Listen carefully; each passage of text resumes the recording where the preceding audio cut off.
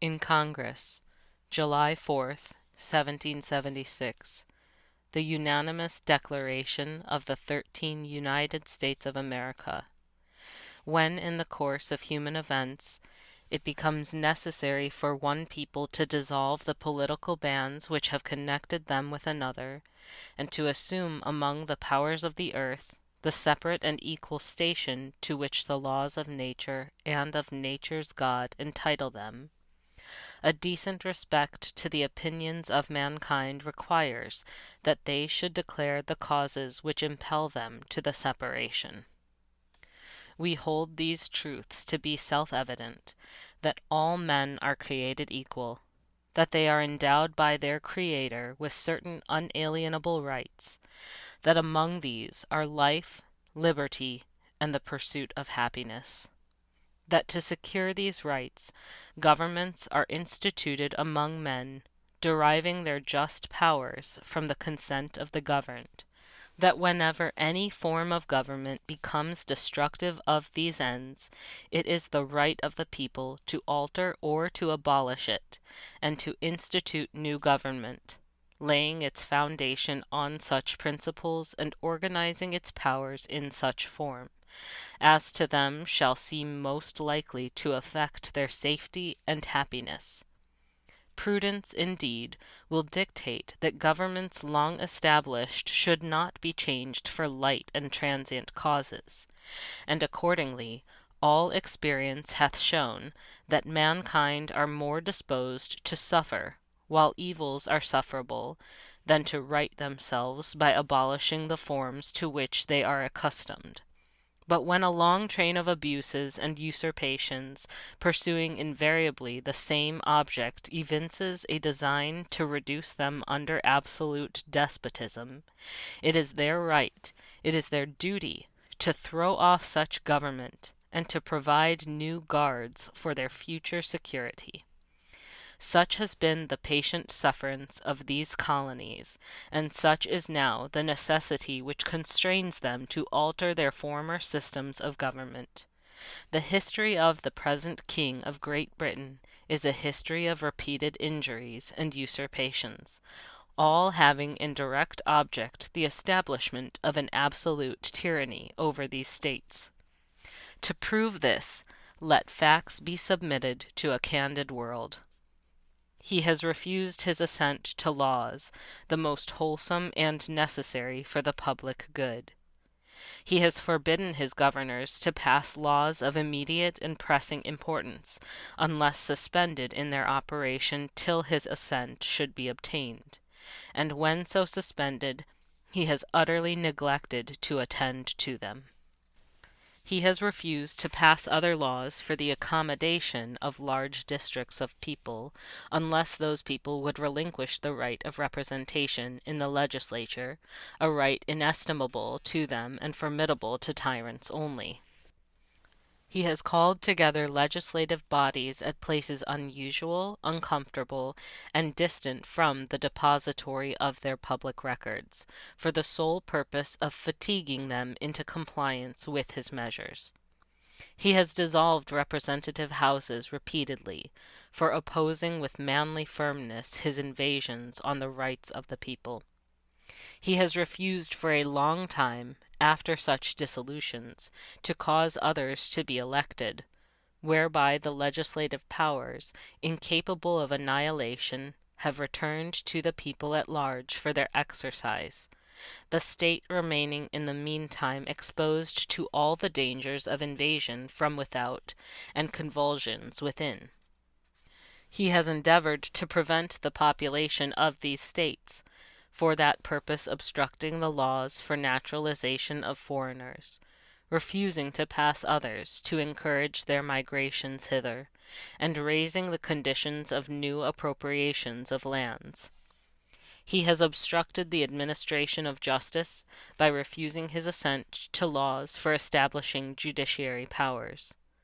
He has made judges dependent on his will alone for the tenure of their offices and the amount and payment of their salaries.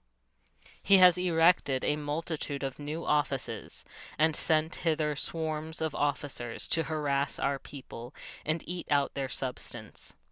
He has kept among us, in times of peace, standing armies without the consent of our legislatures. He has affected to render the military independent of and superior to the civil power.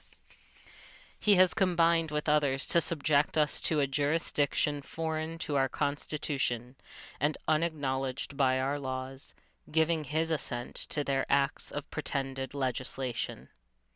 For quartering large bodies of armed troops among us, for protecting them, by a mock trial, from punishment for any murders which they should commit on the inhabitants of these states, for cutting off our trade with all parts of the world, for imposing taxes on us without our consent, for depriving us, in many cases, of the benefits of trial by jury, for transporting us beyond seas to be tried for pretended offenses, for abolishing the free system of English laws in a neighboring province, establishing therein an arbitrary government, and enlarging its boundaries so as to render it at once an example and fit instrument for introducing the same absolute rule into these colonies, for taking away our charters, abolishing our most valuable laws, and altering fundamentally the forms of our governments, for suspending our own legislatures, and declaring themselves invested with power to legislate for us in all cases whatsoever. He has abdicated government here, by declaring us out of his protection and waging war against us. He has plundered our seas, ravaged our coasts, burnt our towns, and destroyed the lives of our people. He is at this time transporting large armies of foreign mercenaries to complete the works of death, desolation, and tyranny, already begun with circumstances of cruelty and perfidy scarcely paralleled in the most barbarous ages, and totally unworthy the head of a civilized nation. He has constrained our fellow citizens taken captive on the high seas to bear arms against their country, to become the executioners of their friends and brethren, or to fall themselves by their hands. He has excited domestic insurrections amongst us, and has endeavored to bring on the inhabitants of our frontiers, the merciless Indian savages, whose known rule of warfare is an undistinguished destruction of all ages, sexes, and conditions. In every stage of these oppressions we have petitioned for redress in the most humble terms. Our repeated petitions have been answered only by repeated injury. A prince, whose character is thus marked by every act which may define a tyrant, is unfit to be the ruler of a free people. Nor have we been wanting in attentions to our British brethren. We have warned them from time to time of attempts by their legislature to extend an unwarrantable jurisdiction over us. We have reminded them of the circumstances of our emigration and settlement here. We have appealed to their native justice and magnanimity, and we have conjured them by the ties of our common kindred to disavow these usurpations, which would inevitably interrupt our connections and correspondence. They, too, have been deaf to the voice of justice and consanguinity. We must, therefore, acquiesce in the necessity which denounces our separation, and hold them, as we hold the rest of mankind, enemies in war, in peace friends.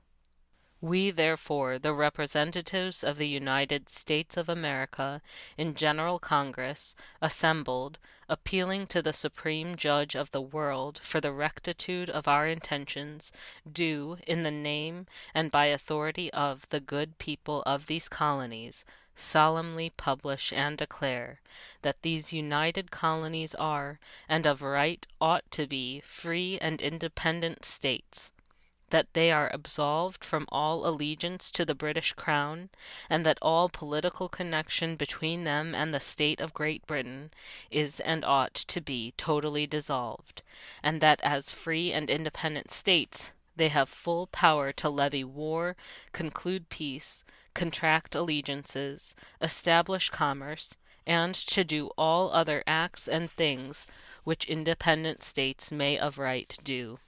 And for the support of this declaration, with a firm reliance on the protection of divine providence, we mutually pledge to each other our lives, our fortunes, and our sacred honor. Georgia, Button Gwinnett, Lyman Hall, George Walton. North Carolina, William Hooper, Joseph Hughes, John Penn. South Carolina, Edward Rutledge, Thomas Hayward, Jr., Thomas Lynch, Jr., Arthur Middleton. Massachusetts, John Hancock.